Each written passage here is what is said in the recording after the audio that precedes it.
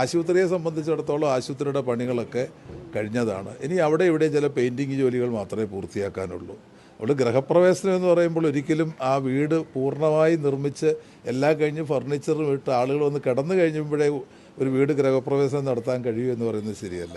ഗൃഹപ്രവേശനം കഴിയുമ്പോഴും നമുക്ക് ചെറിയ ചെറിയ ചെറിയ മിനുക്ക് പണികളൊക്കെ ഉണ്ടാവും, അത്രയേ ഉള്ളൂ. ഇപ്പോൾ കോഴഞ്ചേരി പാലത്തിൻ്റെ അവിടെ ഇനി പെയിൻറ്റിങ് അല്ലേ ബാക്കിയുള്ളൂ. ബാക്കി അവിടുത്തെ പ്രധാന നിർമ്മാണ പ്രവർത്തനം എല്ലാം പൂർത്തിയായി കഴിഞ്ഞു. ആരോഗ്യവകുപ്പ് കൂടുതൽ ശൈല ടീച്ചർ തുടങ്ങി വെച്ച ആ നല്ല പ്രവർത്തനങ്ങൾ കൂടുതൽ ഉയരങ്ങളിലേക്ക് എത്തിക്കുകയാണ് വീണ ജോർജ് ചെയ്തിട്ടുള്ളത്. അതിശയിപ്പിക്കുന്ന മാറ്റമാണ് സത്യത്തിൽ കേരളത്തിൽ ഉണ്ടായിക്കൊണ്ട്. അത് സാധാരണപ്പെട്ട ജനങ്ങൾക്ക് വേണ്ടിയാണ്, സാധാരണക്കാരനാണ്. സാധാരണ ജനങ്ങൾക്ക് വേണ്ടിയുള്ള ഈ വലിയ പ്രവർത്തനമാണ് സത്യത്തിൽ വീണ ജോർജിൻ്റെ നേതൃത്വത്തിൽ നടന്നുകൊണ്ടിരിക്കുന്നത്. പാർട്ടി വരുന്നതിന് മുമ്പ് അവർ ഏതെങ്കിലുമൊക്കെ കേസിൽ ഉൾപ്പെട്ടിട്ടുണ്ടാവും. അങ്ങനെ തെറ്റ് ചെയ്യുന്ന ആളുകളെ നന്മയിലേക്ക് നയിക്കുന്ന പവിത്രമായ ഒരു പരിപാടിയാണ് പാർട്ടി ചെയ്യുന്നത്.